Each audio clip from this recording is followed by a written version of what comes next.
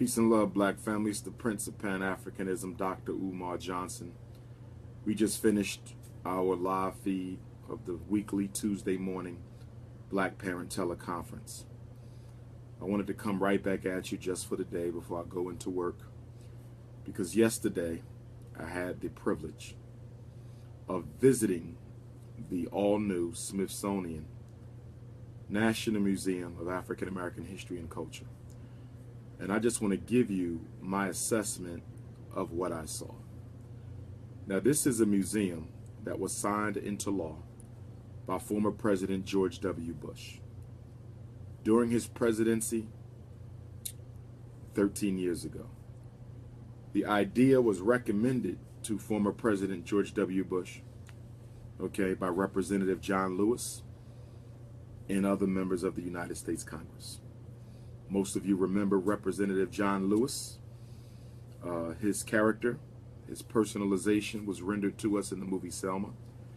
He was part of the Freedom Riders movement as a young man.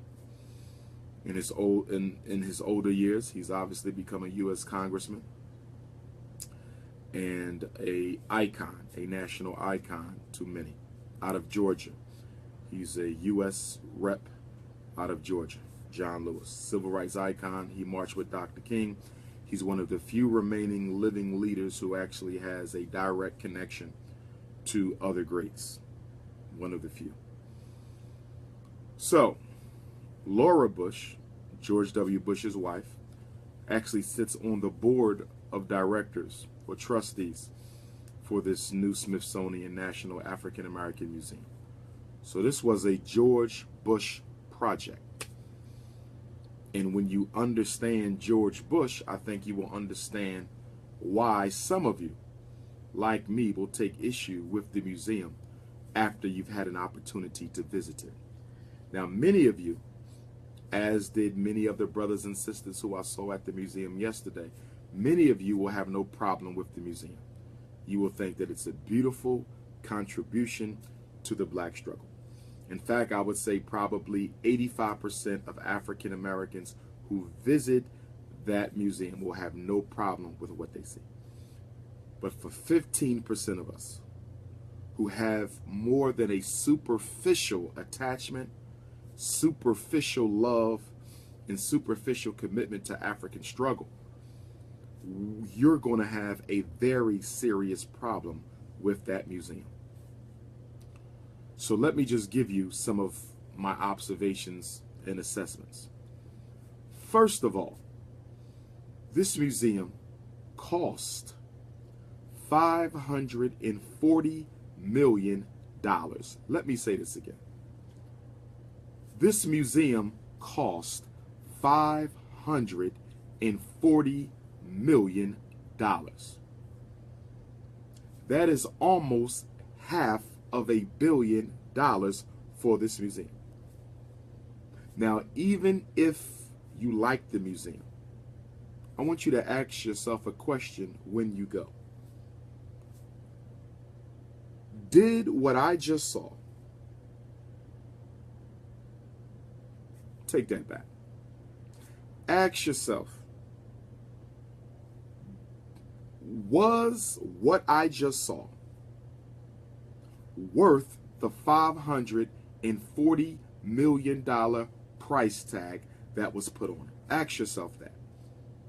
Before you even give an assessment of the museum, after you went through all 6 floors, all the different exhibits, the cafe, the gift shop, the Oprah Winfrey Theater, ask yourself, do you feel this museum was worth $540 million?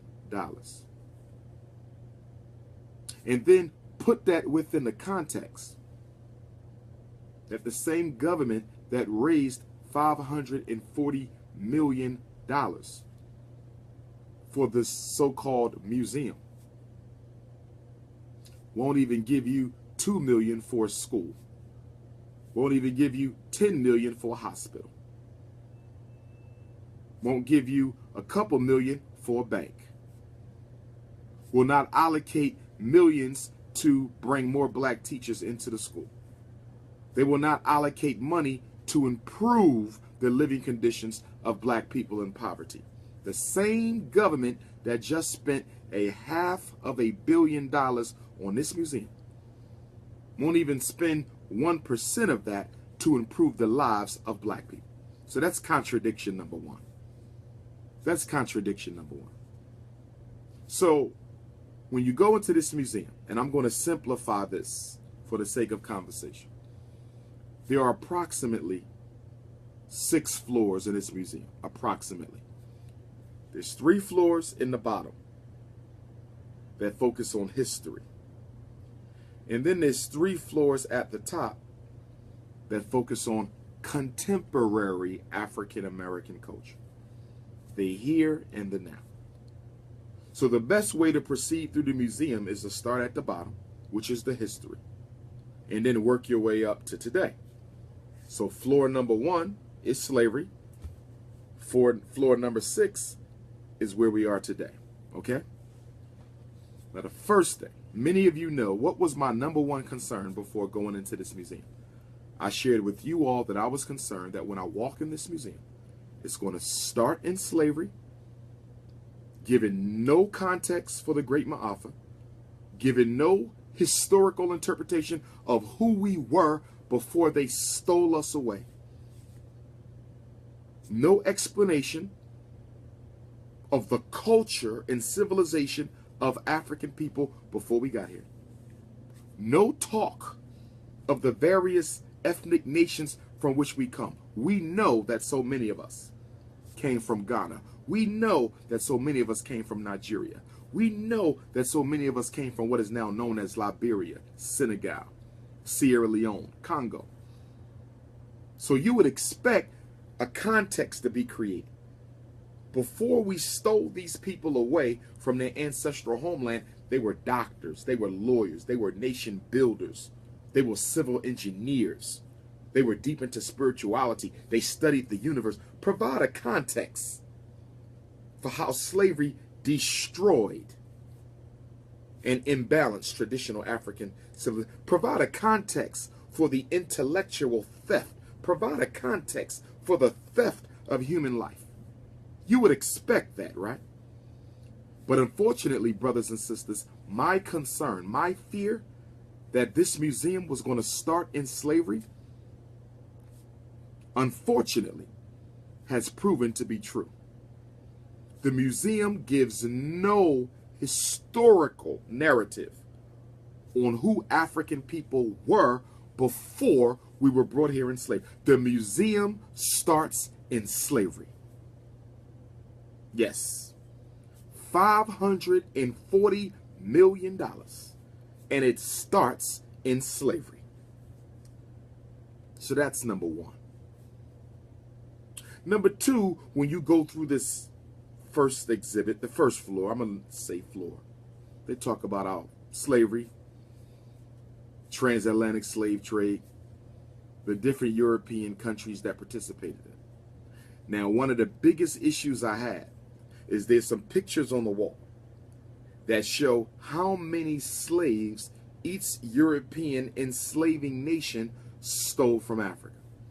So it has Denmark, Portugal, France, Europe, the Netherlands, and it'll say 5 million. This country stole 3 million from here, 500,000 from here. So when you add up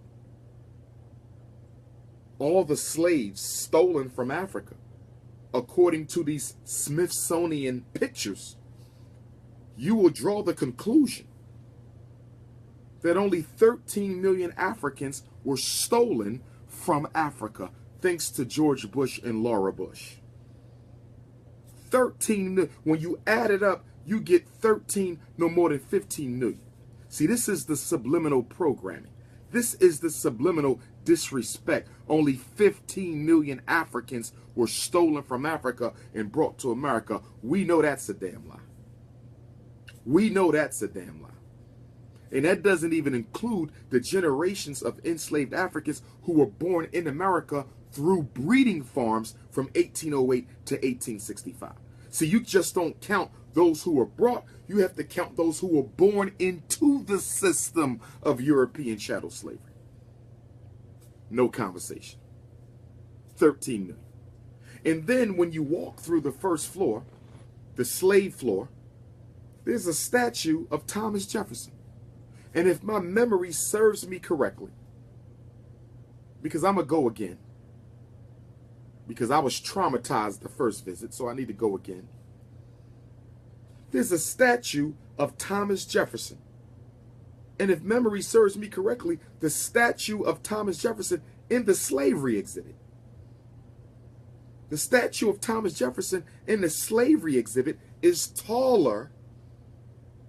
If memory serves me correctly, it's taller than any other exhibit on us in the slavery exhibit. How in the hell can a slave master, white supremacist, racist, child sex offender, child pedophile, Thomas Jefferson, who used to sexually molest a little black girl by the name of Sally Hemings, to the point that he would even take Sally Hemings on tour with him to Europe on vacation. He would take this little black girl on the ships, because there were no planes, on the ships, so he can fondle her and sleep with her even while he was out of the country. That's how sick he was. For those of you who saw Birth of a Nation, for those of you who saw the Nat Turner picture, Birth of a Nation, if you remember, once the rebellion started, it was Will, the executioner, who kicked open the door of one of the slave masters. Y'all remember this scene? He kicked the door open, murdered the slave master, and out from under the blanket on the bed where the slave master slept, what happened? A little black girl, only about 10 or 11 years old, climbs out from under the blanket. Will picks her up and takes her out of the slave master's house. Do y'all remember that scene? The little black girl climbing from under the blanket. Do you know what that scene symbolized? That scene symbolized not only Thomas Jefferson, but millions of white men, slave masters and non-slave masters, who would spend the night with little black girls, not their white wives, not the adult African enslaved women, but our daughters were used as bed wenches for the slave master. See, this is why when you Negroes say not all white people own slaves, they didn't have to, but they all participated in the psychological terrorism of African people. He didn't have to own a slave, but he would sleep with your daughter at night. Is that not as bad? He didn't own no slaves, but he would rape your mother in the daytime. Is that not as bad? You can't count the amount of white men, slave masters and non-slave masters, who spent the night with our daughters, spent the night with our little sisters, underage black girls being used as child sex slaves for white men, slave master or not. So you got Thomas Jefferson, this gigantic statue of Thomas Jefferson in the slave exhibit, like he's white Jesus looking over everybody else who participated in the anti-slavery movement. Now, the excuse they're going to give you, brothers and sisters, the excuse that they're going to give you is that we're trying to show you that the writer of the Declaration of Independence, which he plagiarized, the author of the Declaration of Independence, former Secretary of State, founder of the University of Virginia, former President of the United States, Thomas Jefferson was a slave owner. We want to show that. Okay, but if you want to show that, why is he on the pedestal? If you want to show that he was a hypocrite, why is he on the pedestal? Why is he raised up so high? Why does he get a statue? Why does he get a statue? And if he gets a statue, why is the statue in the slave exhibit? Why is he given more respect? Listen, brothers and sisters, Thomas Jefferson is given more respect in the slavery exhibit than slaves or those who fought against it. How is that acceptable? He's given more respect than the slaves and the freedom fighters in the slavery exhibit. How is that respectable? Thanks to your former president, George Bush, and his wife. And I'm willing to bet that President Barack Obama, who y'all love so much for doing nothing for black folks, but putting us back in Jim Crow, who y'all love so much for doing nothing. I cannot believe that him nor his wife, Ms. Obama, First Lady, how could y'all sit by, look at this, and not offer some criticisms for how this thing needs to be made a little bit better before we open this up? Obama has done nothing for black folks. The least thing you could have done, brother, my brother Obama, brother, the least thing you could have done was made sure that that museum, which was built under your presidency, Bush may have authorized it, but it was built under your presidency. The least thing you could have done was made sure that it accurately reflected the struggle and the strength of African history and culture. That's the least thing you could have done, Barack Hussein Obama. That's the least you could have done. You couldn't even do that. So then where they have Thomas Jefferson, they have some bricks, right? And each brick has the name of different Africans that Thomas Jefferson owned. Okay? So they have a stack of bricks, and it has names of different Africans that Thomas Jefferson owned. Okay? Now, they do tell you that he owned 609 slaves during the course of his lifetime. I'm going to repeat that. He owned 609 slaves. Can I say that one more time? I'm going to say this one more time. I got to say this. He owned 609 slaves during his lifetime. And he gets rewarded at the National African American Museum for dehumanizing and raping 609 Africans, and they give him a bronze statue in the middle of a slavery exhibit. Now check this out. Let me give you some comparison. Brothers and sisters. And some of you ask, what does Ifa Tunde mean? You saw the movie Birth of a Nation. When Birth of a Nation comes on, little Nat Turner gets a spiritual reading. Do you remember the priest in Birth of a Nation, the beginning of the movie that gives Nat Turner his reading? Well, that's Chief Olaitan of the Oyotunji African Village. He happens to be one of the members of my spiritual team. I have others. Chief Ifalo Doom, Tulsa, Oklahoma. I have others. Baba Akin Lan in New Orleans. I have others. Mama Yeye Feeney, South Florida. I have others. But Chief Olaitan is the elder of my spiritual team. He's the chief of the Oyotunji African Village. And just like Nat Turner, he was the first to give Dr. Umar Johnson a spiritual reading. And when he gave me that reading, he called to the spirit to choose a name for me. And when he cast the divination for Dr. Umar Johnson, the name that was given to him for me was Ifa Tunde. This comes from God, Ifa Tunde. This comes from the ancestors, Ifa Tunde. I did not choose this. It came through divination. What does it mean? Destiny has returned. That's what it means. Ifa Tunde means destiny has returned. So that means ancestors sent me to finish their work. Boom.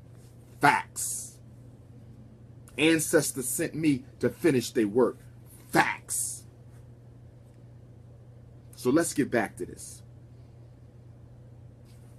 Not far from where Thomas Jefferson is, not far from where Thomas Jefferson's statue is, there's a little exhibit for Nat Turner.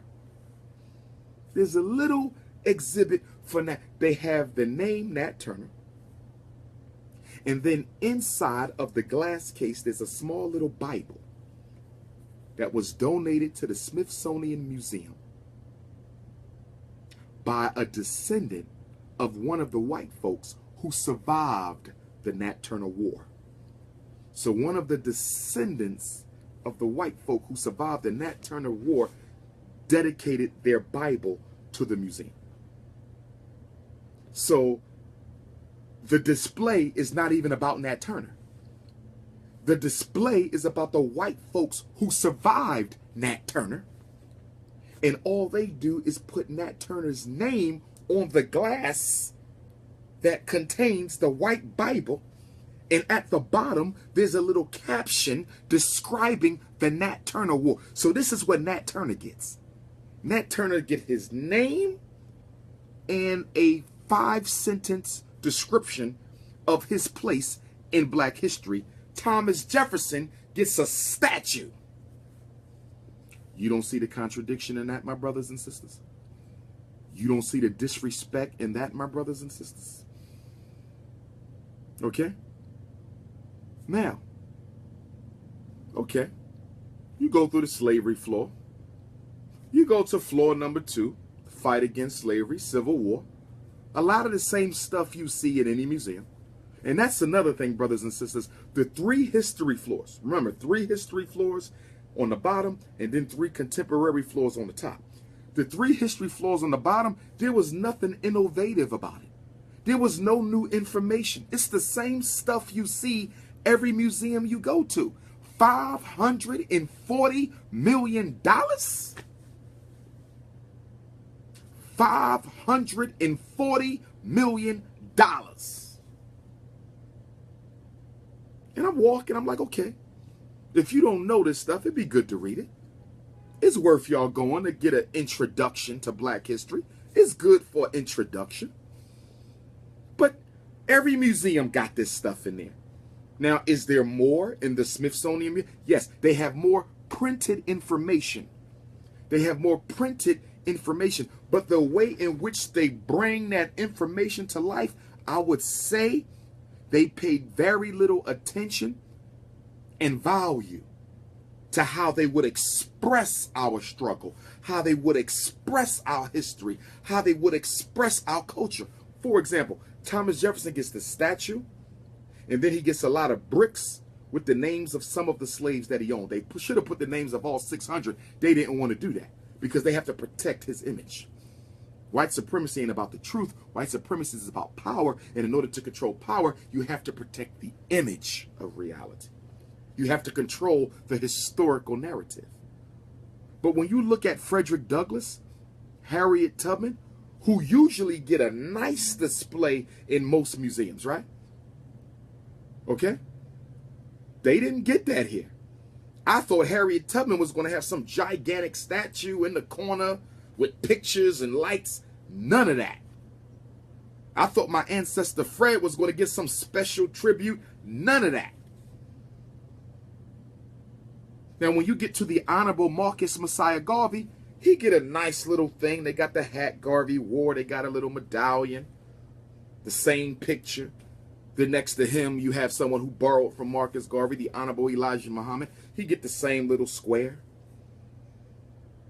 That's what they get. Elijah Muhammad and Marcus Garvey, they just put the nationalists together and gave them a nice little charity board.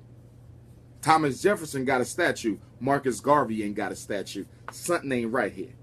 Thomas Jefferson got a statue. Nat Turner don't have a statue. Something ain't right here. Elijah Muhammad and Marcus Garvey, what they get? 6 feet of space. 6 feet of space. That's it. So the first floor, slavery. Second floor, the fight against slavery. Third floor is the fight against like Jim Crow. Fighting against like Neo-Jim Crow. Now there's an exhibit on the Angola prison in Louisiana. And they put some facts printed. See, here's what I need y'all to understand. A museum is not just supposed to provide printed information. A museum is supposed to dramatize the reality behind the printed information. Are y'all following me, brothers and sisters? You don't need a museum to give you printed information. You can get that out of a book. You need a museum to dramatize it. You're supposed to dramatize slavery so they can feel it. You're supposed to dramatize Jim Crow so they can feel it. Not just a bunch of dates. In 1619, blacks were brought to America. In 1863, the Emancipation Proclamation. In 1865, the 13th Amendment. In 1831, the Nat Turner War. That ain't telling us nothing. You got to dramatize that. There should be a skit on that. There should be sound and images on that. Dramatize it. This is supposed to be a human experience. Dramatize it. Now, some of you Negroes, he's complaining. He's another one of those Pan-African nationalists complaining. If I'm complaining, do me a favor. I'm going to shut you down right now. I'm complaining. I want you to go to the National Museum on Jewish History, and I want you to compare that to the National Museum on African American History and tell me I'm still complaining. I'm going to handle you. You jelly-back, Duncan Hines, soft-batch Negroes. I'm going to handle you. Go to the Jewish Museum and compare the Jewish Museum to that Smithsonian Museum. That's what you do for me.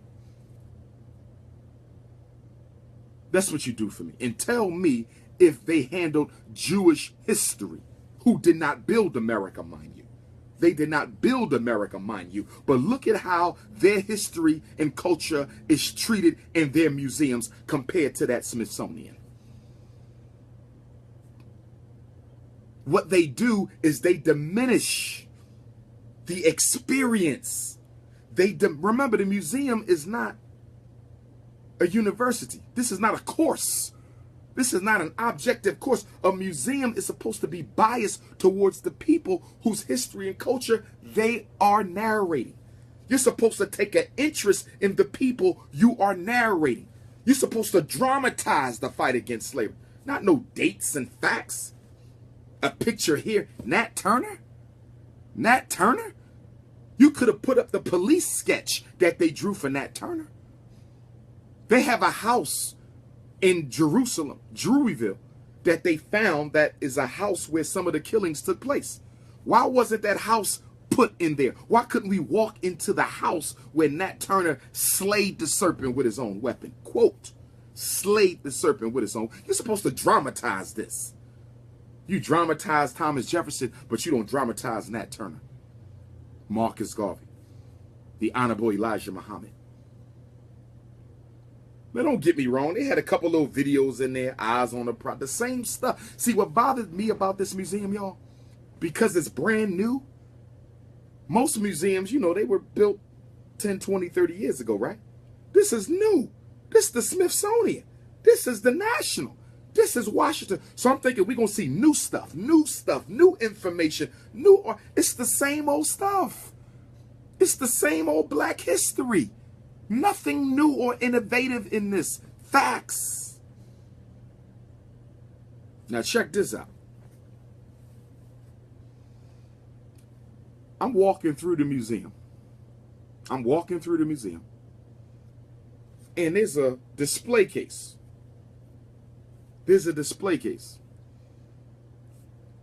And inside the display case is a pair of Nike low-top Air Force Ones, right? Nike Air Force Ones, okay? And these Nike Air Force Ones have a picture of Barack Obama on it. So they were custom made. They're like Obama Air Force Ones. Okay, I never saw them before. I don't know if they were made just for the museum or whether they actually had some Obama Air Force Ones. I just never saw them. But they have these Nike Air Force Ones with Obama face on them, custom made, inside of a display case. Calling this culture. This is on display in an African, some Nike Air Force Ones with Obama face is a part of African culture. Are you serious? Are you serious? That's not my history and culture. We don't own Nike. And we damn sure don't own Obama. How the hell is that a part of African history and culture? But this is what they do. This is what they do. Now, it's about to get interesting. So you go through 3 floors of history, right? 3 floors of history. Now you come up. So you would think that when you come up to modern times, what you going to see? Modern struggle, right? You would expect that you're going to see something on Trayvon Martin. You would expect you would see something on Michael Brown. You would expect that you're going to see something on Sandra Bland or Eric Gardner, right? You would expect something on Walter Scott. You would expect something on Tamir Rice. There has to be an exhibit on modern police extermination of black children and black people. You would expect that in a National Museum of African American History and Culture, right? Wrong. I didn't see them nowhere. Now, maybe I overlooked it. I saw nothing on the modern police lynchings, extermination, and genocide of African people. If this museum is about our history and culture, how can you not deal with our struggle today? How can you not deal with our struggle today?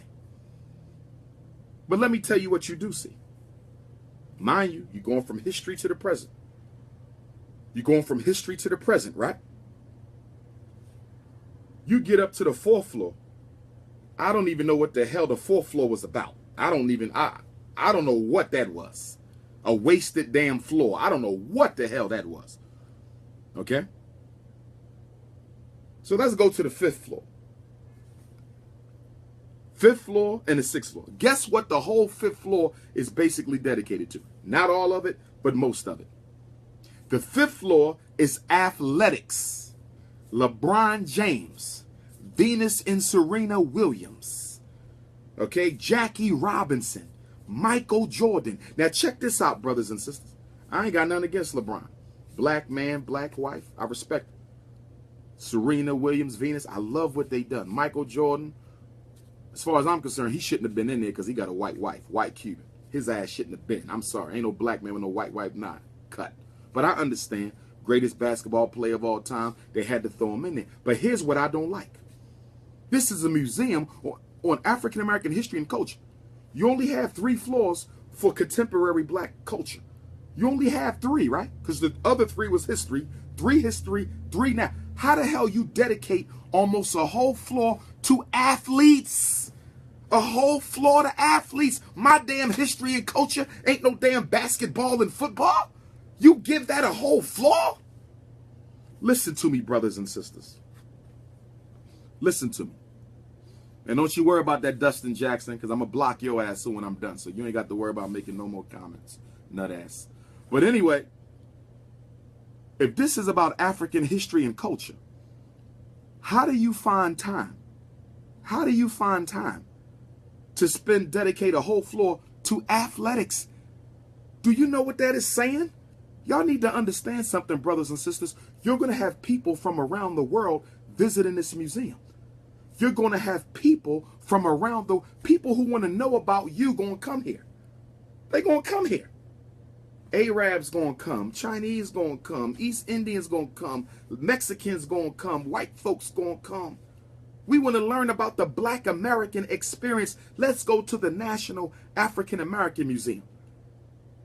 And they're going to walk out of slavery, right? 3 floors of struggle. 3 floors of struggle.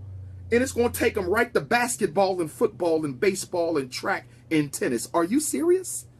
A whole floor of that? A whole floor of that shit? We need a whole floor of athletics? So you're telling me, check it out, family. Let me give you a little comparative analysis here. There's 1 floor on slavery. 1 floor on slavery. You could say almost 2 because of the fight, the Civil War. So you got 1 or 2 floors on slavery. It's really 1. And then you got 1 whole floor on athletics. What are you saying? 1 floor for slavery, 1 floor for basketball and football. Do you know what you're doing? Do you know what you're doing? You're saying that athletics is just as important as understanding the African struggle for freedom and justice. How can they be on the... Why are they giving equal weight? Athletics should have been given 1 little thing. You could put it in there. We've done a lot in sports. Yes, you can put it in. I'm not saying exclude it, but it don't get a whole damn floor. We got much more to talk about. There's so many exhibits that were not on display. Where was the exhibit on black inventors? Black inventors. We invented the gas mask, stoplight, helicopter, cell phone, internet, self-lubricating engine, the shoe machine. Look at all the things, medicines. Look at all the things black people invented. There's no exhibit on black inventors, but you got a whole floor for basketball dunking, married to white women ass black men? Are you serious? Are you serious? This should have been a whole exhibit on the role of black women, a whole exhibit on the role of black women in the freedom struggle. Where was it at? Where was it at? This should have been a whole exhibit on historically black colleges, a whole exhibit, every HBCU. That should have been a whole floor, the struggle for black education, a whole floor. Where was that at? But you got a big screen with LeBron James dunking balls. You got a big screen with Michael Jordan dunking balls at a museum on my history? Are you crazy?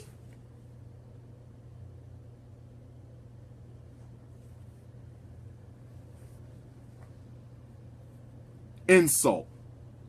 That was an insult, brothers and sisters. That museum is an insult. Some of y'all won't understand, or understand it. It's going to go right over your head. Y'all going to walk in that museum and y'all going to say, what was he talking about? It's nice in here. A whole floor for athletes. Now, let me throw something at y'all. Let me throw something at y'all. Michael Jordan has a tall, beautiful, shiny statue. Venus and Serena have a tall, life-size, beautiful statue. Jackie Robinson has a beautiful statue. Okay? But can I ask you a question? How in the hell does Michael Jordan get a statue, but Frederick Douglass does not? How in the hell does Venus and Serena get a statue, but Harriet Tubman does not? How in the hell does Jackie Robinson get a statue, but Nat Turner does not? Do y'all understand me right now? Are y'all feeling me right now? You making shiny, beautiful statues for athletes, but you hardly have any. With a Fannie Lou Hamer statue. With an Ida B. Wells statue. Where is it? But you got statues for athletes? Brothers and sisters, when you go to that athlete floor, it's going to blow your damn mind. They got lights, cameras, action. Okay, check this out. On that fourth floor, when you're coming up from the bottom, I'm counting from the bottom, that fourth floor, they have an interactive Black Greek fraternity and sorority step show thing, okay? Step show, okay? You can stand on this square, and there's some brothers and sisters, and they'll show you how to step on the video, right? You know how you do that, the video tutorial? Stand here, and we're going to show you how to step like black people, right? Okay? Huh? I'm not against it. Don't get me wrong. But if you can do an exhibit on stepping, okay? Fraternity, sorority, stepping, why the hell you didn't make that whole floor the HBCU floor? So you're going to show them how they step and dance and shit, but you ain't going to show the history of struggle at Howard, the history of struggle at Hampton, the history of struggle at Elizabeth City, the history of struggle at Lincoln and Cheney. You ain't going to show them that. You ain't going to show them the history and struggle at Wilberforce, the history and struggle at Central, the history and struggle at North Carolina Central. You ain't going to show them that. So you're going to show them how they like to dance and step and party at the fraternities, right? We could do all this, but we ain't going to give you the history on the HBCUs. Now, don't get me wrong. They do have a little HBCU thing, but it's small compared to what they did for NFL and NBA Negroes. What has Michael Jordan done for black folks? I love Venus and Serena, but what have they done for black folks? Y'all get statues, but our heroes and sheroes don't get no statues? You making athletics more important than struggle and leadership and organization and freedom. So that's the 5th floor. Mind you, you coming up. 1st floor, slavery. 2nd floor, Civil War. 3rd floor, Reconstruction. 4th floor, how to step like a black Greek. Zip coon. Okay? I'm not calling the Greek stepping zip coon. I'm saying that when white people come and they don't understand the history of the HBCU and how the Omega and the Alpha, and I know not all the fraternities were founded at HBCUs. Alpha Phi Alpha wasn't. Shout out to the Alpha Phi Alpha brothers. You guys just had your anniversary of the founding, oldest fraternity. You understand? But you got to put history to that, because white folks look at us and they think we just a whole bunch of dancing. We just a bunch of dancing, basketball playing people. You got to put that in context. You don't just let people walk on the floor, stand here, and we'll show you how they do what they do at the step show with no damn contextual history for it. You don't do that. That's making a mockery of our culture. That's a mockery of black Greek culture. That's a mockery of HBCU culture. That's a mockery of African culture. That's what I'm saying. That's what I'm saying. So then you get up to the 6th floor, and guess what's on the 6th floor? So the 5th floor was all athletes, and the 6th floor is entertainment. Singing, rapping, you know, Beyonce stuff, the Jackson 5, Motown, Marvin Gaye. I love it. I love me some Marvin Gaye. I love me some Jackson 5. But you don't get a whole floor, though. We have a Motown museum in Detroit for that.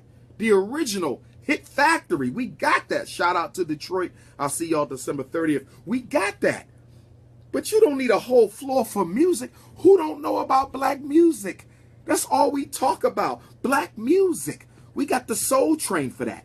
BET for that. We got enough for that. Does it need to be included? Yes, but you don't get a whole floor. How does music get a whole floor, but you ain't got a whole floor for HBCUs? You ain't got a whole floor for Pan-Africanism. Pan-Africanism should have been its own floor, because Pan-Africanism was largely created here out of the minds of enslaved Africans. Where's that at? This should have been a whole floor on black nationalism, whole floor on black inventions. A whole floor on the mass incarceration of black men. How do you have no exhibit on the mass incarceration of black men? That little thing with Angola. It says Angola houses more inmates than any prison in the United States. Angola houses more inmates than any prison in the United States. America has the largest incarceration rate in the world. Words. But they don't bring it to life. No drama. Y'all should have been interviewing brothers who are in jail in Angola. Y'all should have been having pictures of the family of those in Angola talking about the experience. Those brothers in Angola, they still have them on the what they call that, the chain gangs. They still chain ganging in Angola. Where was that? They still have an overseer riding on horseback in Angola. Where is that? And why didn't you tie Angola into the national mass incarceration movement against black people? Why you cut Angola out as if Angola is some sort of special case, when what's happening in Angola, although that's the worst example, is happening all over the country? It should have been a whole floor on mass incarceration.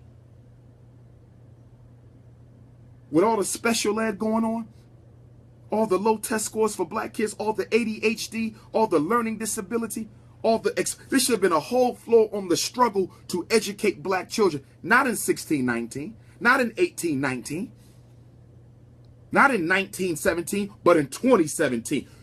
Listen to me, brothers and sisters, there was no respectful coverage of the evolving struggle of Africans in America today. There was nothing on who you were before slavery, and there was nothing on what you are doing now to achieve equality in this country. They put us in a damn time capsule. And you know what's sad about this museum? Anyone who watches this museum, anyone who goes to this museum who's not black, guess what the impression is? I'm going to tell you what the impression is. the impression is going to be that they were slaves, Abraham Lincoln freedom, and right after Abraham Lincoln freedom, they start cooking chicken in fatback, and they started playing basketball and making music. That's the whole museum. That's the museum. I'm going to give it to you again. You start at the bottom. They were slaves. America brought them from Africa and civilized them. America realized what they were doing was wrong, so Abraham Lincoln freed them. They still suffered some racism after they got freed. And they fought against Jim Crow for the right to play basketball, football, marry white girls, and make music. That's what you get. The bottom is slavery. The top is athletics and entertainment. You don't end no museum on African history and culture with no damn sports and music. Are you crazy? Laura Bush, was you smoking? I think Laura Bush must have had a blunt. What was you doing? Obama, Michelle, what the hell is y'all doing? Representative John Lewis, I respect you, my brother. Representative John Lewis, this was your brainchild. You brought this to former President George W. Bush. I respect you. You're an elder. I respect you. But what the hell was you thinking? You don't let this go on like this. That's an insult. You don't end no museum with no athletics and entertainment. Brothers and sisters, I'm telling you, that $540 million, guess what? I believe 440 million went to the sports exhibit and the entertainment exhibit. Facts. Facts. Those top two floors were done much better, more interactive, more alive than all three of the bottom floors. The money went to LeBron, Michael Jordan, Beyonce, and Motown. That's where the money went. Because all you got down the bottom, don't get me wrong, it's cute if you don't know no better. If you don't know no better, you're going to like it. But if you know better, you say, whoa. When I got upstairs, I said, whoa. The children will love the fifth and sixth floor. Your children will love the sports floor because it's interactive, video and lights and statue. They're going to love the music floor. It's interactive, hip hop and rap and da-da-da-da-da-da-da. Children will love that. Children won't appreciate the first three floors because they did not dramatize it. They dramatized basketball. They dramatized football. They dramatize R&B. They dramatize hip-hop, but you don't dramatize the fight to end slavery. You don't dramatize the fight against Jim Crow. You don't dramatize the fight for the Civil Rights Bill and the Voting Rights Act. You don't dramatize the Garvey movement. You don't dramatize nothing that matters, but you want to dramatize this damn stereotypical buffoonery. Facts. Facts. And you know what's so sad? Let me tell you what's really sad.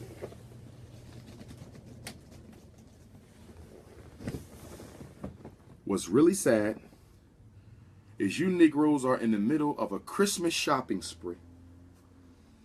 You Negroes are in the middle of a multi-billion-dollar Christmas shopping spree. Right now. Ain't got nothing to do with Jesus. Nothing to do with Jesus. Stop blaming Jesus. Show me in the Bible where it says, thou shalt buy gifts from white people for Christmas. Can you show me that? Show me in the Bible where it says, thou shalt waste all your disposable income with non-Africans in the name of Jesus. Can you show me that in the Bible? I ain't saw it. Can somebody show me that? Because I didn't see that. Show me that. But the point I'm trying to make is you Negroes out here hemorrhaging your money. Financial diarrhea. Financial diarrhea. Financial diarrhea. Okay? When you can take some of that money and we should be building our own national history of Africans in America museum. Facts. National history of Africans in America museum. One whole floor for the Moors. Everybody in. One whole floor for the Hebrews. One whole floor for the black Christians. One whole floor for the Sunni Muslims. One whole floor for the Nation of Islam. One whole floor for the guys on earth. 2 floors for revolutionary Pan-African nationalism. We're not more important than nobody else, but that's how important that is. Because that's the only thing going to save us. Ain't no religion saving black folks. You can forget that. A whole floor for HBCUs, a whole floor for black invention, a whole floor for police brutality, a whole floor for miseducation, a whole floor for all of our young people who've been murdered. They had Emmett Till in there. They had the original casket that Emmett Till was buried in. You can walk past that. I'll walk past that. But that's it. But after Emmett, they should have showed Trayvon, Michael Brown, Freddie Gray. They should have showed how what happened to Emmett Till in Money, Mississippi is still happening now. There was no connection. The museum looked like we have arrived. You have LeBron James. You have arrived. You got Olympic gold medal. You have arrived. You selling multi-million. How the hell do you pervert my entire struggle and experience in this country into a desire to shoot basketballs and shake my ass to music? Are you kidding?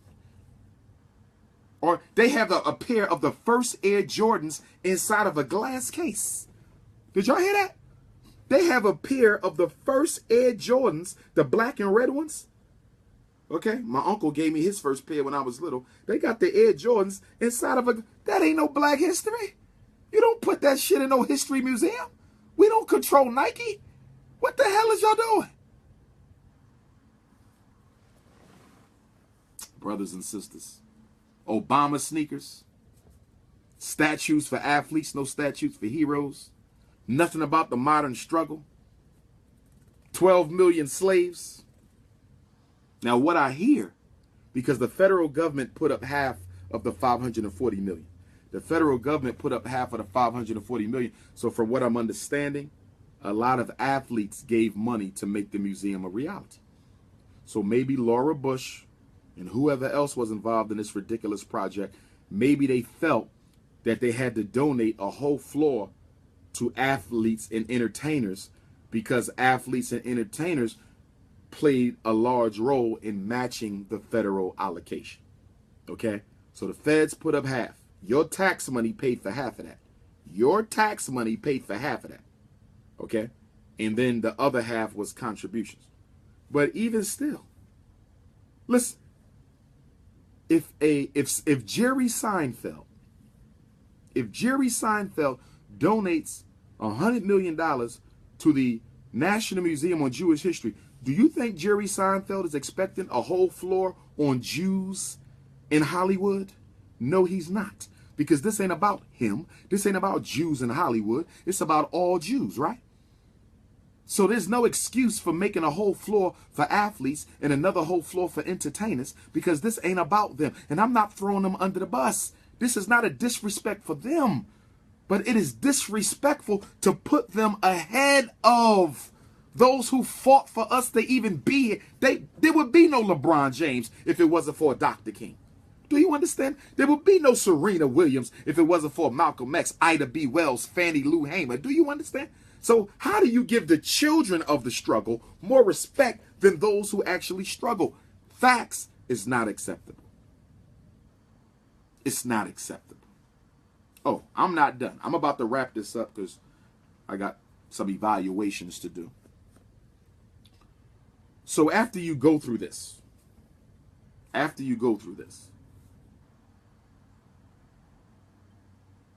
you're going to be a little hungry, right? Because it's a lot of information here. It's going to take you a while to get through. Now, I do want to say this. Everybody who told me it would take me a couple days to get through, I don't see that for me. Not for me. I can understand if you don't know nothing about Black history and you got to read everything, it might take you a couple days. And I don't see nothing wrong with people who know their history taking a couple days to read everything in the museum. You're going to learn some things because there's a lot of printed information. It's not expressed. It's not dramatized. It's not presented effectively, but there's a lot of printed information. But for me, all I needed was 3 hours, because half the stuff is the same stuff I see at every museum. So I didn't need to stop to read about who owned slaves and what colonies had more slaves and the Declaration of Independence and the Emancipation. I didn't read all that. Most of that stuff, we got that in 9th grade civics class. So for me, it wasn't much to quench my thirst. There was very little to quench my intellectual, historical, and cultural thirst in that museum.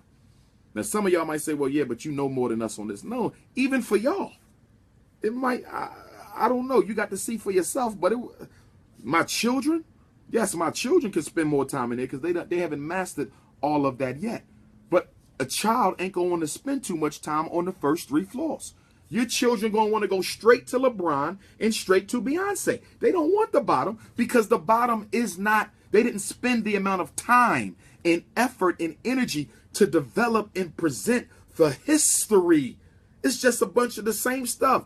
Dates and notes and a couple pictures. And this is Martin Luther King's shoes. And this is Fannie Lou Hamer's gloves and that type of stuff. Your kids don't want to see that.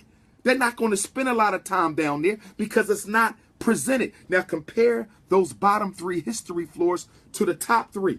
It's like night and day.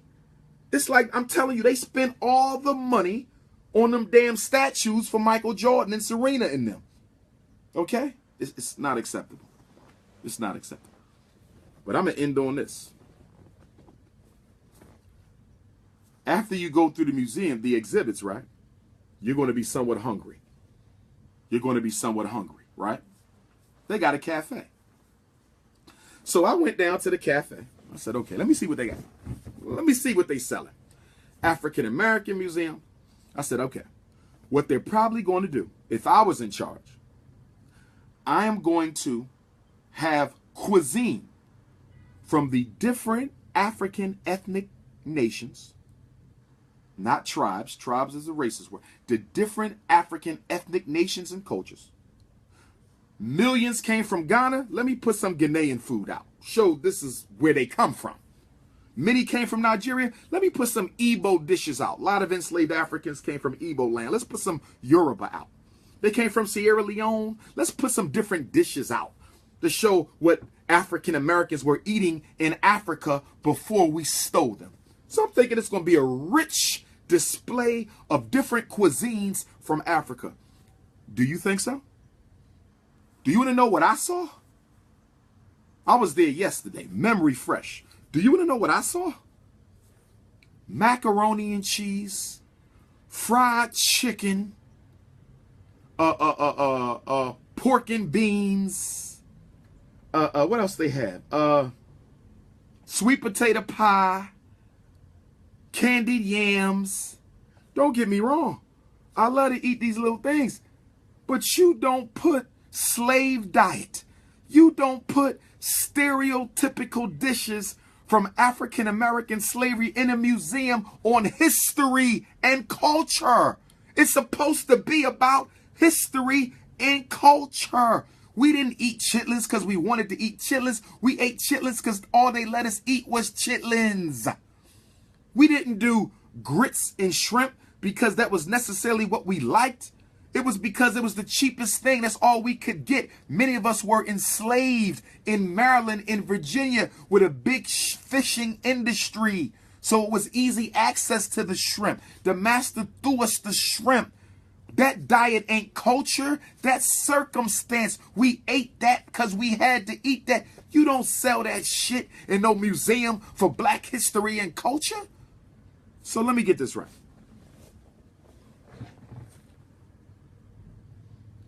You got Chinese, Arabs, Asians, Southern Europeans, Mexicans, Latinos. And when I say Latino, I'm not talking about my Afro-Latinos, y'all with us. But you got people from all around the world. We're going to take our family to see the new African American Museum. Maybe we can learn about these people for the first time. And after they get bamboozled with sports and entertainment, they're going to go get something to eat. Look at this shit. A whole floor of basketball, a whole floor of music. And then when we go get something to eat, we got to eat chicken, greens, and macaroni and cheese. Are you serious right now? Fried chicken in a museum? Greens? Mac and... If you don't get the gist of what I'm saying right now, if you don't get the gist of what I'm saying right now, then I feel sorry for you. In my opinion, that museum was disrespectful. And I believe that there was a hidden agenda in that museum. And the hidden agenda in that museum basically says this. These people don't care about nothing but sports, music, and soul food. Sports, music, soul food, and black Greek step shows. Sports, music, soul food, black Greek step shows. Letting them out of slavery was a mistake. Letting them out of slavery was a mistake. So when you see police kill black folks, even when they're unarmed, even when they're defenseless, even when they're innocent, you should not worry about it. Because once you come out that museum, you're going to leave with the impression that black people ain't good for shit except sports, music, soul food, and black Greek step shows. That's a damn shame. That's a damn shame. Do I want you to go? I want you to see it. You need to see that. Now, when I called them, they said, well, ain't no tickets until March. We booked up. Black folks can't wait to get there, booked up. And that ain't just black folks. That's whites, Chinese, people from all over the world coming to D.C. to learn about you. And they're going to get sports, music, black Greek step shows, and fried chicken for $540 million. $540 million.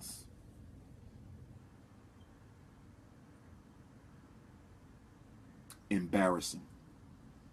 If we didn't have better things to do, I would say we need to have a massive boycott outside that damn museum.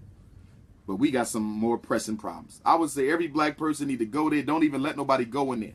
This does not represent us. This is a disgrace and it is disrespectful. We do not condone it and we don't want nobody walking in here.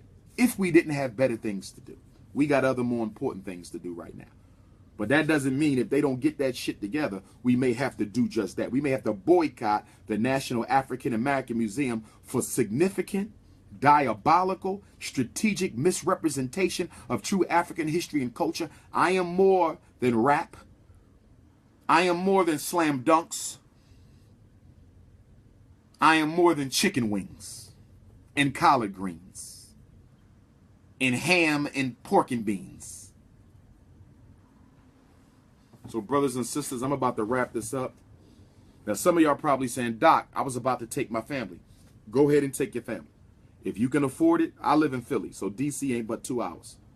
But if you tell me that you're going to take your tax return, you're going to take your income tax return and spend the whole thing to fly your family from California and pay for them expensive ass Washington, D.C. hotels so your family can go to the National African American Museum, I'm not going to say don't do it, but I don't think I could spend my last to take my family to see that. The Great Blacks and Wax Museum in Baltimore, much better. Much better. The National Civil Rights Museum in Memphis, much better. The Apartheid Museum in South Africa will put that museum to shame. The Apartheid Museum in South Africa will put that museum to shame. I can say that. And there's problems with the Apartheid Museum in Johannesburg. But the Apartheid Museum in Johannesburg is 50 times better than that Smithsonian African American Museum. They don't have a whole floor dedicated to soccer in South Africa. They don't have a whole floor dedicated to sports and entertainment. That shit is about politics and struggle in history. And ours should have been about politics and struggle in history. You should go, but don't spend your last. You tell me, Doc, it's going to cost me $5,000, but I really want my kids to see this. You need to go to the Black African Holocaust Museum in Philadelphia. You need to go to the National Civil Rights Museum in Memphis. You need to go to Slave Haven in Memphis. You need to go to the Oyotunji African Village. That's where you need to go, where you get some real information on black folks. But that there, for that to be the national, it's not even the best. It didn't cost $540 million for the Great Blacks and Wax. It didn't cost $540 million for the National Civil Rights Museum. It didn't cost $540 million for the Charleston Slave Tour. I know brothers and sisters that'll give you a tour for $20 that'll blow that whole museum to shreds. $540 million. Talking about you ain't got to pay to get in. I guess not. You just spent $500 million. I should never have to pay. I guess not. So brothers and sisters, let me just say I'm looking forward to being in Elizabeth, New Jersey this Saturday. Elizabeth, New Jersey, December the 10th. Mickey Walker Community Center. Sunday, Jamaica, Queens, New York City, Jamaica, at the Jamaica Performing Arts Center on Sunday, December the 11th. Kwanzaa, Day 1, Baltimore, Maryland. Kwanzaa, Day 1, Baltimore, Maryland. Kwanzaa, Day 1, Monday, December the 26th. I will be at the Downtown Cultural Arts Center, Baltimore, Maryland, 401 North Howard Street. The Eventbrite will be up soon. Kwanzaa, Day 3, Jacksonville, Florida, at the Regency Square Mall, Jacksonville, Florida, on Wednesday, December the 28th. And then we're going to go to Detroit, Motown, Friday, December the 30th. We will be at the Greater Mount Moriah Baptist Church, Friday, December the 30th. Greater Mount Moriah Baptist Church from 6 until 9. It's 586 Owen Street for my family in Detroit. Atlanta, Georgia, first day of Kwanzaa, Sunday, January the 1st. Los Angeles, California, at the Ward AME Church on Saturday, January the 7th. Durham, North Carolina. I will be at the Haiti Cultural Center on, Tuesday, January the 17th. So that's how we rolling out. Prince of Pan-Africanism. Keep them donations coming to the school. If you know some schools, let me know. We on the school hunt. We're going to get that FDMG school this year. Black College and Consciousness Tour coming up.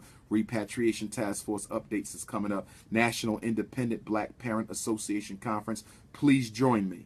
Please join me in San Diego, California, so I can train you, so you can go back to your city and start a chapter or become a part of a chapter of the National Independent Black Parent Association, organized to help empower our parents to fight against racism and apartheid in the public schools. Special Ed Committee, Discipline Committee, Finance Committee, Policy Committee, Support Committee, Homeschool Committee, Parent Advocacy. Join the NIBPA. Destiny has returned. Join the NIBPA. Destiny has returned. Black College and Consciousness Tour. Second annual Unapologetically African Black College and Consciousness Tour. Atlanta, Georgia, June 28th to July 12th. Facts. Registration coming soon. Fourth annual Dr. Umar Unapologetically African Tour. Fourth annual Dr. Umar 2-week tour to Africa. Registration coming soon. East Africa. Facts. I don't just talk, I build. Facts. Yes, I charge $20 to come to the lecture because you ain't the one who spent $20,000 on a college tour. $30,000 on a college tour out their own pocket last year. I did that. Facts. Facts. Okay? You ain't the one flying me around to go look at all these different schools. You ain't the one paying for lawyer fees and inspection fees. I'm doing that. That's why it's $20. Facts. You got people in the conscious community charge way more money than me. They don't have my credentials, my commitment, or my expertise. Facts. $20 ain't shit. Facts. You spend more than that on your nails, your hair, your white girlfriend, your cars. Facts. Don't come at me with that. Don't come at me with that. So brothers and sisters, San Diego, California, Friday and Saturday, January 27th and 28th. I hope to see you there. So coming to Eventbrite this week, I got to put Los Angeles on Eventbrite. I got to put Durham on Eventbrite. I got to put San Diego on Eventbrite. I got to put Baltimore on Eventbrite. Okay. I will be on the radio tonight, New York City radio, 8 o'clock, to prepare for the double power lecture on Saturday and Sunday. So brothers and sisters, don't forget to donate. GoFundMe.com/Dr. Umar. GoFundMe.com/Dr. Umar. But like I said, Ifatunde, I did not choose that. Chief Olaitan gave me that. My first ever divination at Oyotunji, I was given the name Ifatunde Oguntade is the last name. Ifatunde Oguntade. And Oguntade means Ogun wears the crown. I'm a son of Ifa and a son of Ogun. Facts. Facts. The god of war, deity of conflict, deity of energy, deity of courage, deity of construction, deity of creation. Ogun. Facts. So I'm going to end on that. One love.